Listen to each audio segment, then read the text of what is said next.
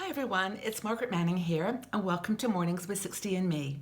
Today is Sunday, it's October the 9th. So, welcome to Sunday, welcome to a new day. Every day I wake up and I'm just so grateful for just for being on this beautiful planet and having the opportunity ahead today to make this the best day ever.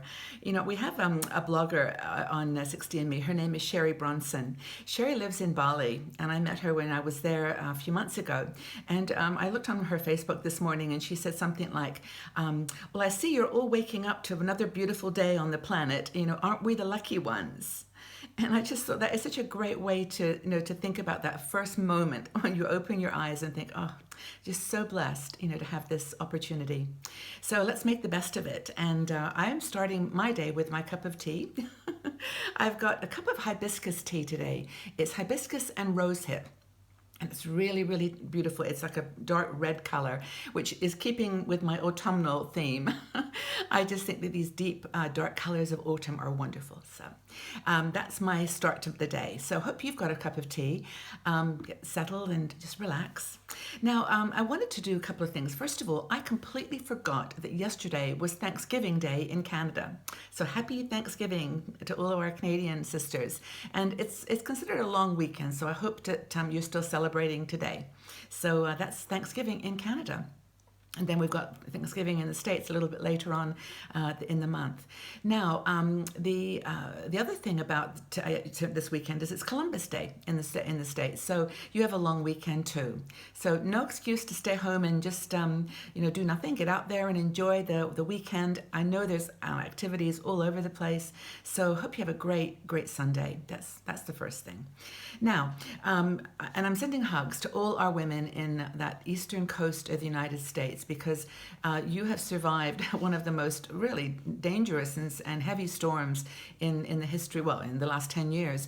So I hope that everyone in Florida is doing well. Dolores and the crew, I know you're all hunkered down there, but hopefully the power's back and you're getting back to normal.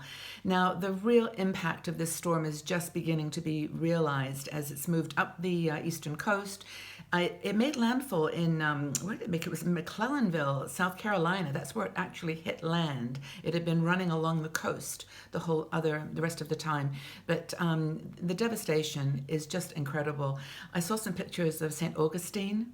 It's just awful, completely damaged. So I hope that everybody is doing okay and, just feeling that resilience and strength to keep going. It is tough.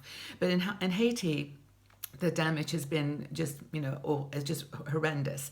There's been 900 people now that have died, and there are parts of the country that are just, they're gone. The crops are destroyed, the infrastructure is not in place, and people are just really needing humanitarian help, and that support is on the way, but it never is fast enough in these situations. So there's about 350,000 people in Haiti who are in desperate need of humanitarian aid. So I do hope that everyone's okay. Our hearts go out to everybody. In Florida, the power went off to about 1 million plus people, and there were over 30,000 people in safe places. But they're all hopefully heading home now and finding not too much damage. So that's Hurricane Matthew. Let's hope that we don't have any more like that this season. So good luck to everyone as you get back on your feet. We're thinking about you, for sure.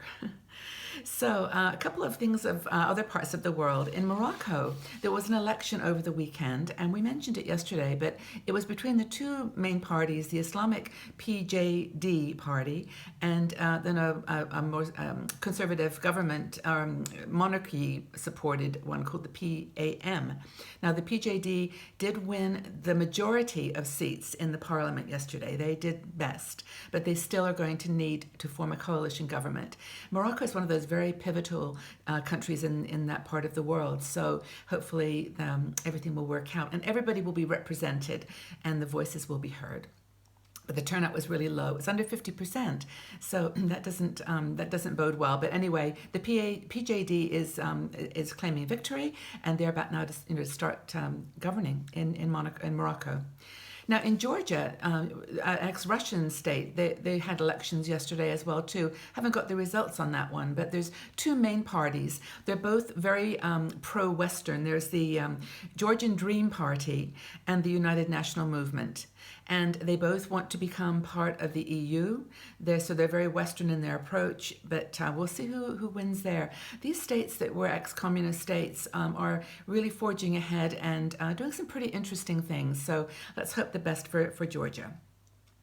Now, one bit of news, very sad news, in Yemen, is that yesterday there was a bombing at a funeral home, and there were a lot of people there representing different parts of different political parties, and it was a Saudi airstrike that hit them. 150 plus people were killed. Now, this is a very complicated situation there because there are several groups of opposition parties. There's the Houthi rebels, and also there's other people that support the president Abdullah Saleh. And so this bombing was really a statement against those two opposing powers. And I don't know all the background to it. It's very complicated, but Yemen is one of these other places that's very pivotal and important in world politics. So I'm sad to hear that story. Feel bad for all the innocent people that were affected, as always. So here we are, and back to our world. Many of you live in the United States, Canada, UK. We have women all around the world in, I think, about 150 countries now. But we are living in a kind of a bubble in some ways because these things are not happening in our world to the extent that they are in more developing countries. So let's talk about just the things that affect us day to day. And one thing I wanted to share, this is a different story, a completely different track here, is about food. Now, I don't know about you, but suddenly the cold weather makes me super hungry, and I'm making lentil soup and thick vegetable soups and just getting ready for the winter. Maybe it's like a kind of a instinctual thing that we prepare for the winter. But anyway, I found this article that's kind of interesting for all of you people that do cook and do have an organized approach to the kitchen. And it's actually what you can do to preserve your groceries and leftovers. Now, I honestly don't think about some of these things, but as I read the article, I thought, no, that's kind of interesting. I think I'll share that. So just, if you have any comments as to tips and tricks that you use in the kitchen, share with us. And if you've got any great recipes too, always on the lookout for good, easy recipes with a few ingredients. But here we go. So this article, I believe it was in Huffington Post. I've got the link for you. But it says that there's a few guidelines. Now, most people assume, first of all, that everything should be stored in the fridge. Well, apparently that's not true. Now, I do tend to put everything in the fridge, and so this was a good lesson. It says here that, it's best place to put dairy products, of course, and things that are going to, go bad. But things like non-dairy-based foods, apples, honey, peanut butter, melons, all these things are great to leave on the counter. If you've got a big counter, or just out of the fridge. And you can leave them outside, and they'll be okay. Now, the second thing is that, of course, there are things that should go in the fridge, and that includes things like meats and fish and leafy greens and things like summer beans. Some vegetables should go into your fridge. But things like hard cheeses, you should wrap that in wax paper first and put it in a plastic bag. And other things like avocados. They can be left on the counter, till they ripen, but then best to put them in the fridge after that. And also, if you, like me, always cut the avocado in half and then wonder what to do with the other half. There's some ideas in this article about putting lemon on the avocado, wrapping it up in plastic, and that helps to stop that browning. But anyway, there's things you can leave on your counter. That's number one. Number two, we have this tendency to want to wash everything when we get it home, like, wash the grapes, wash the berries. This article says you should probably not do that because moisture speeds up the rotting process. It speeds up the bacteria to make the fruits and berries last less time. So if you're going to wash them when you get them home, make sure you dab them and dry them really thoroughly before you put them in storage. The next thing that is related is that air is the enemy to leftover and cut foods. So if you're going to put leftovers together, one thing they say is don't put food together. Like I often do this, like I put a little bit of meat or chicken and fish and the vegetables that were left, I put them in the same little container. They say you shouldn't do that if you want it to last a while. You know, if you can eat it at lunchtime or tomorrow, it's okay. But that basically keep food out of the air once you've cooked it, because that also serves to, make the food start to go bad.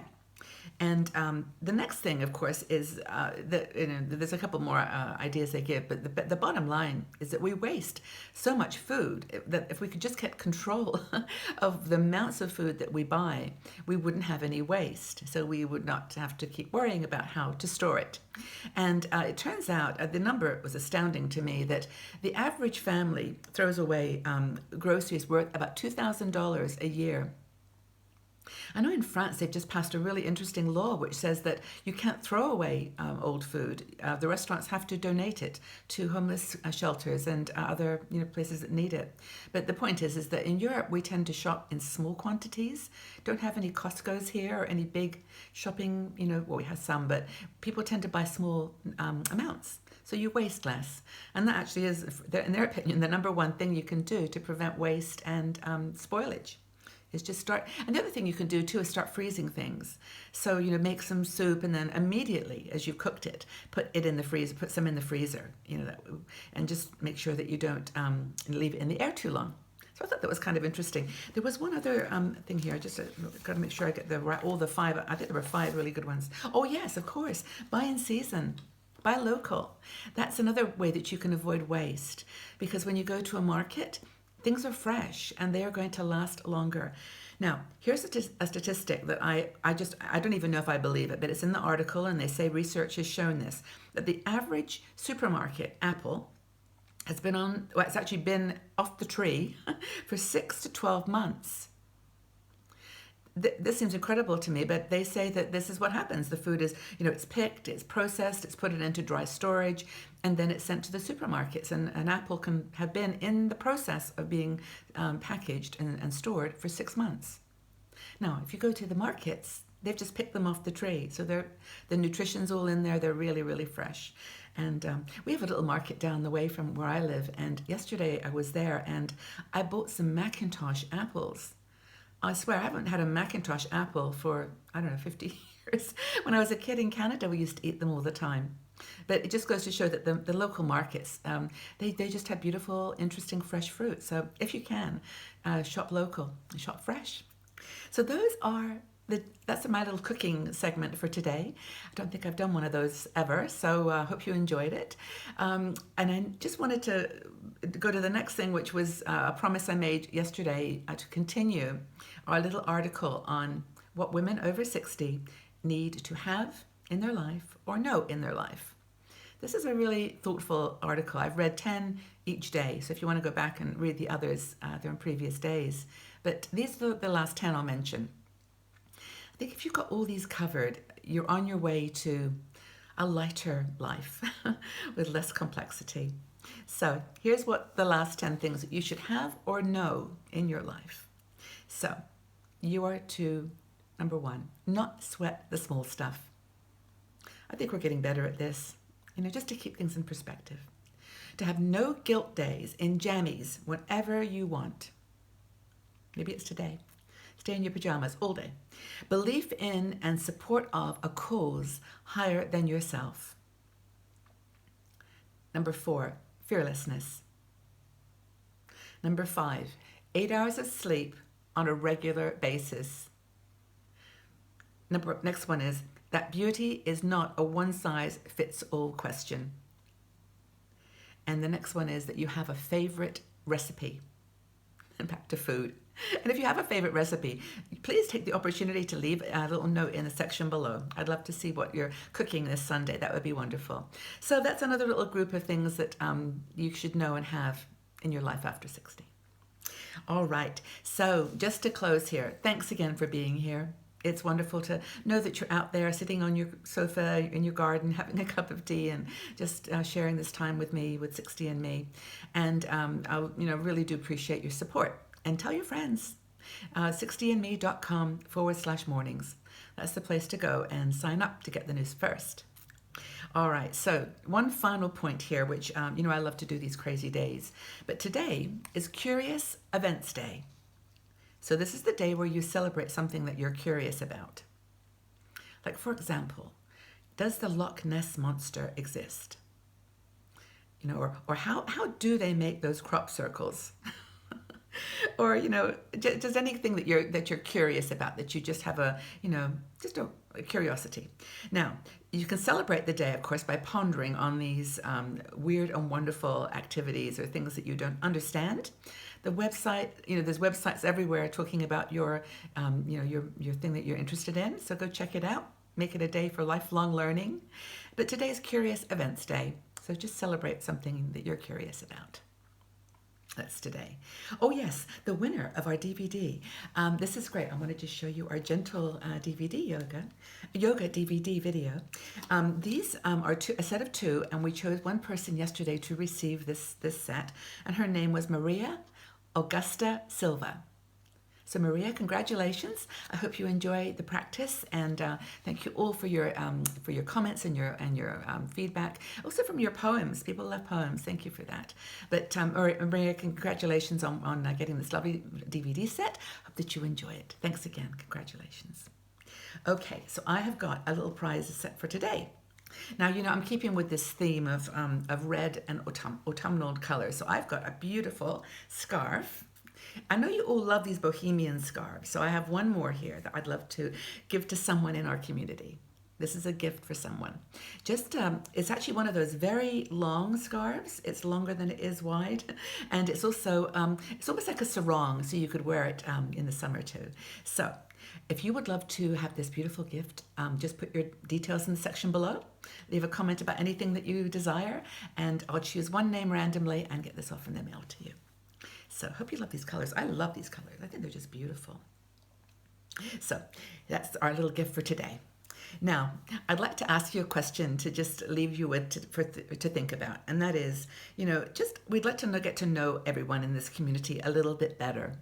This is an opportunity for us to share a little bit about ourselves. So my question today is simply, what are you planning to do this Sunday? What are you planning to do today? Are you traveling? Are you spending time with friends and relatives, family, grandchildren? Are you planning to read? Go for a walk? Just cook some food? What are you planning to do today? That's our question for the day. So leave your comments in the section below. I'll join in the conversation. And I really look forward to seeing you all back here tomorrow on Mornings with 60 and Me. Bye-bye for now.